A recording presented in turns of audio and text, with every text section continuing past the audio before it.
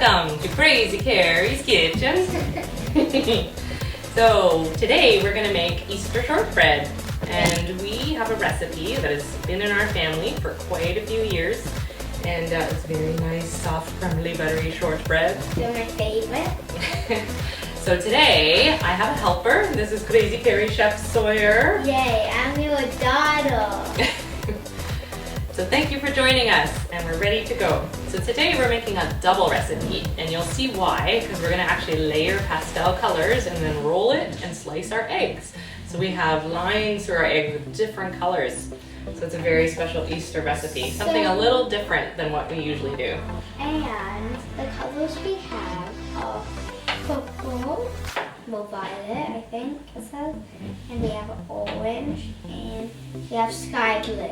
Very nice, Sawyer. And you can pick whatever colors you like. We usually try to do pastel for Easter, but you can pick pink and purple and whatever colors you seem to like, as long as you have about 3 different colors. Yeah. And with the double recipe, we're going to be using 2 pounds of butter this time instead of 1. 2 big blocks. So now we're going to add 2 cups of icing sugar. Here it is. We're going to put all over that good butter. The good butter we have to waste. Well, to make good stuff. Good stuff. And we have 2 cups of cornstarch. So we're going to get our cornstarch.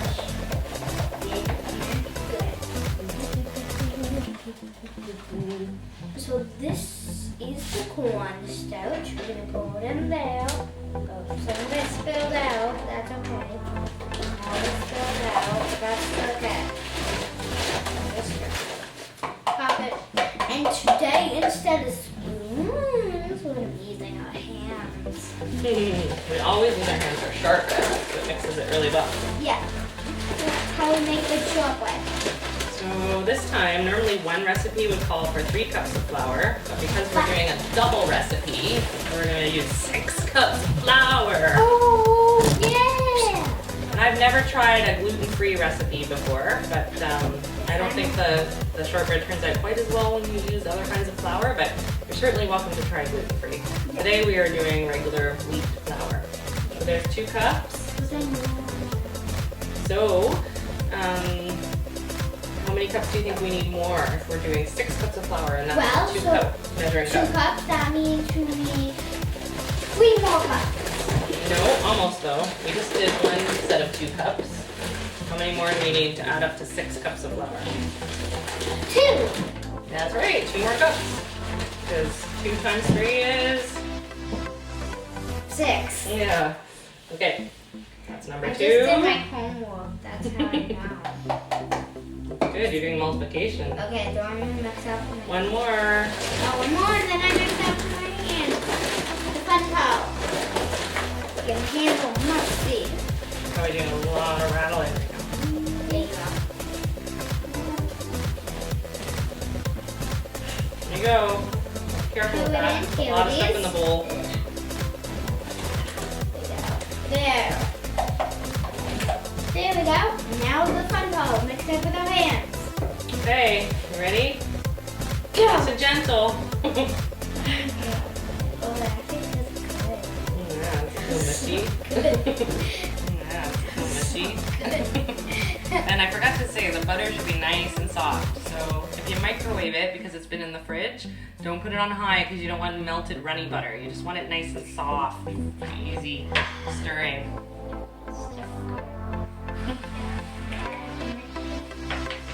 Made a mess in the kitchen. It's okay to make messes because we actually want some flour down when we go to roll it so it doesn't stick to the table. Yeah.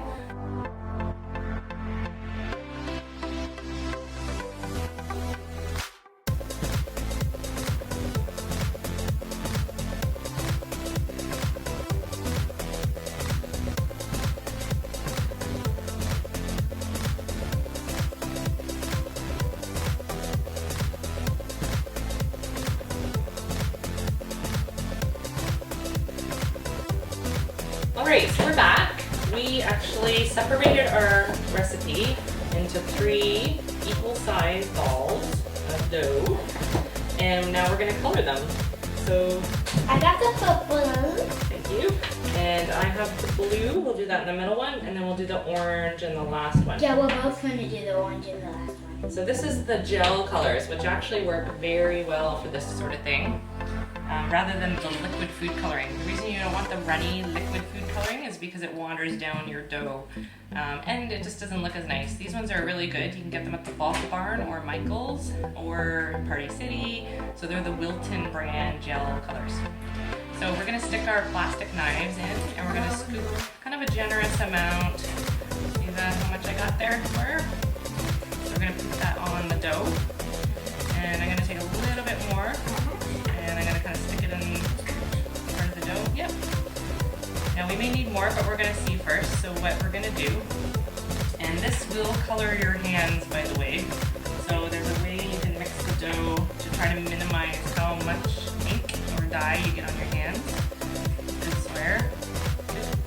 Just try to wipe it in there a little bit and show how we've kind of just put a little bit in there. There. Okay, so you've kind of wiped off your knife. Now what I'm gonna do is I'm actually gonna pick it up now, and I'm gonna fold it over so that I don't actually get my hands too colored in the dye. Not to say you won't at all, so fold it over so the color right now is in the middle. And then you're gonna start kind of smushing it together. So we're still gonna get some color on our hands, but it won't be as bad as if we just kind of stuck our hand right on top of that blob of color. Okay? And you wanna make sure you mix it really well so that the color is kind of evenly spread. Now, My hands are gonna turn crazy. if you wanted to just do marble type colors for Easter, where you just, you know, like I said, you can just roll it out and use cookie cutters. You can do that too, and then you just don't mix it that much. And you can see it does a nice marbly kind of thing. So you could just leave it like this. But because we're doing layers that we're rolling together, I'm gonna mix it really well and make it solid. No, you're good. You just gotta mix it up. See, look how it spreads. See, mummies? It spreads really, really nice once you get it mixed together. Surprisingly, it goes further than you think, the colors. Yeah, okay, I'll try.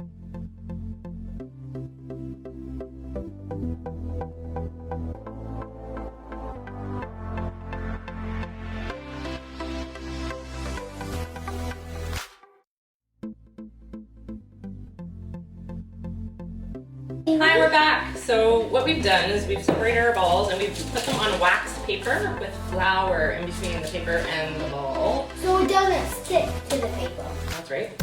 And the reason we have wax paper is because we're going to need it to separate the layers in a little bit. Now your shortbread, you're going to find the consistency is a little mucky, but that's okay because we use a lot of flour throughout the rolling process to make sure it doesn't stick to the rolling pin and everything. So by the time you're done, the consistency will be what it should be, which is a little bit drier to make it a little bit crumblier. It's still nice and sweet. Okay. And this time will be Crazy. Yes.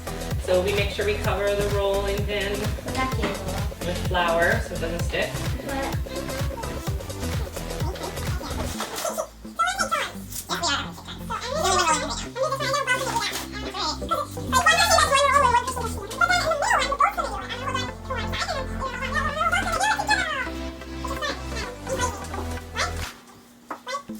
Right, look over there. Oh my gosh, what's going on? Oh! Not the purple dough. Don't waste the dough. Oh. No, I did the flour. Crazy. Okay, so what I'm trying to do is make kind of a rectangle shape. The reason for that is because we want to kind of make them all the same size so they layer on top of each other.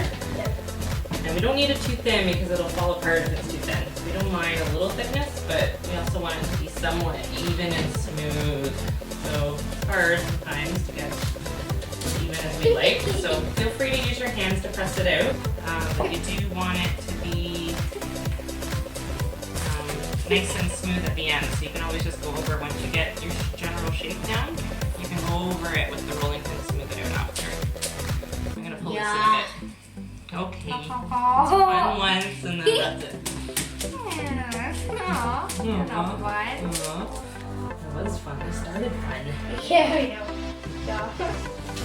No. Fun. Okay. Okay, I'm almost done. I'm gonna Yes. little You gotta messy. make it like a square. A rectangle. You know your shapes, Miss Geometry. I know.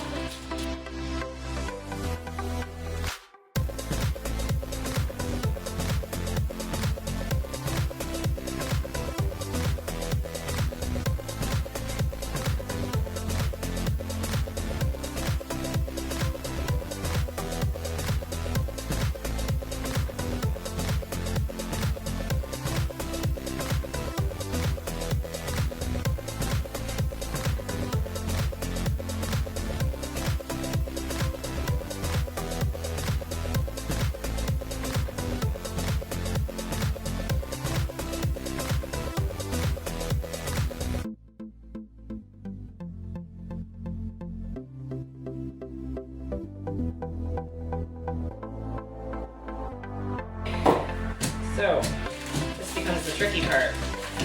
I kind of. I'm gonna lift this dough up. Yep. It's very hard because it's like pizza. Kind of, but And we're harder. gonna flip it over. Oh. And I'm gonna take. Hang on, hang on. Oh yeah. Oh yeah, a little bit now. It's pretty close. It's okay. That is okay. What we can do is just repair it. Yep. So guys, if you get it on the one side, you just take a little bit that's extra off and put it with a part that is missing. Alright. I'm just gonna doctor it up a little. You have to fix it up. You have to fix it up. Here, I don't know where I got it now. And at the end, the funnest part. So you don't want to press it too hard because then you'll blend it into the color underneath. So you just want to tap lightly.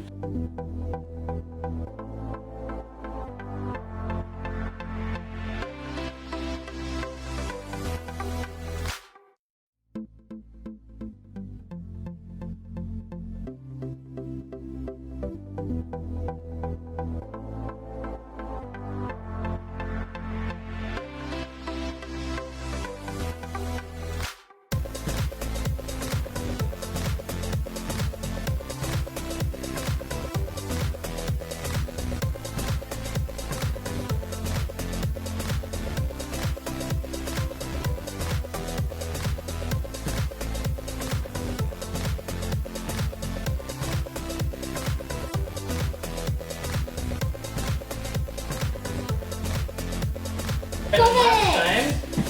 time. Smooth it out. Now, let's Peel. Ta-da! Yay! Guys, I think now we're gonna, I don't know what we're gonna do. We need knives. Model it. No, no, no. I'm gonna ruin it after all that. All that hard work. So all that hard work, now we're gonna book. Now we're gonna ruin it. Oh! What I'm gonna do is I'm gonna do it in little slices because I think it'll be easier. I'm gonna model it. So we're gonna slice it here. I'm gonna try one. First. Make sure this is gonna work. And don't try to squish it too hard because then it'll blend the edges together. Yes, and it will hurt. It's so bad that it's gonna kill us. Okay, so then we're gonna roll it. What we want to do is keep the colors separate, but roll it into an Easter egg. See what I mean? That's like, Yes, you will. And then we're gonna squish it. Squish it. Push it. Oh, gently though, right? oh, look at that. So that's what we're going through is that kind of marble, turny look there. So that it's in the Easter egg shape. Looks tasty. So doesn't that look like an Easter egg right now? Kind of looks like a circle. So then what we're gonna try and do is try to slice it without smushing it too much. Ooh, look at that, eh? Yes, it is a beautiful Easter Pretty egg. good. So there's our Easter egg, our marble Easter egg. So once we put it in the oven, it's gonna expand a bit, but the colors will stay very distinct and separate. Yes, And but then I what we're can't gonna do- use the knife. So I'm not good at rolling. Very good. We want to keep them separate, so we gotta try and be gentle. Actually, what you could do is put this in the fridge to let it firm up a bit, so when you go to cut it, it won't smush as much. Because right now it's very warm from us kind of playing around with it. Yes. So what I think we'll do is we're gonna take a break here. We're gonna put it in the fridge and let it chill for a bit, and then we'll slice it up, okay? Bye. See you soon. So we're back, and we let our dough chill a little bit in the fridge just to keep it a little less mushy. So what I did was I actually sliced it down just in sections that'll make it easier to roll, so you don't have to roll the whole thing at once. And then we tried rolling one just to make sure we had it chilled enough. And it was only a few minutes in the fridge that we needed to chill it for. So here's all the layers that we will be cutting. So, okay, so you want to make it thin. Okay, so just down like this and don't push too hard. Make it nice and then, ooh, pretty cool. Look at that spiral. Oh, we did make some cookies already, but that's okay because we wasn't. And these are the most awesome cookies we did so far in the video. And then the extra. the end one always looks a little funny because it's just the other side of the end. But that's okay. We'll put that on the bottom. One more thing I wanted to say is it's going to be baking in the oven at 325. And you can use an ungreased cookie sheet because remember we have 2 pounds of butter in here, so lots of butter. It won't stick to the pan. Yes. So Nice and thin. I can never get There it you straight. go. And we peel it off. I do it crooked. Yeah, look at that. It's like a big Nice. swirl. It is a big swirl. It's our Easter egg swirls. Okay, ready? Shake this up.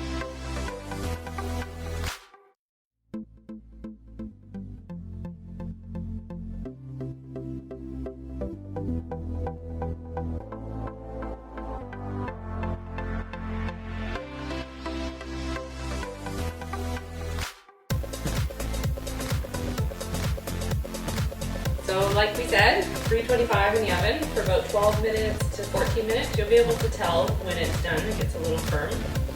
You'll see these ones are done. You can see they're nice. They turned out really well. There's your egg shape. And swirly whirlies. Thanks for watching. Please subscribe and like if you liked the video. Yes. And it tastes really good. Right, Claire? She had one.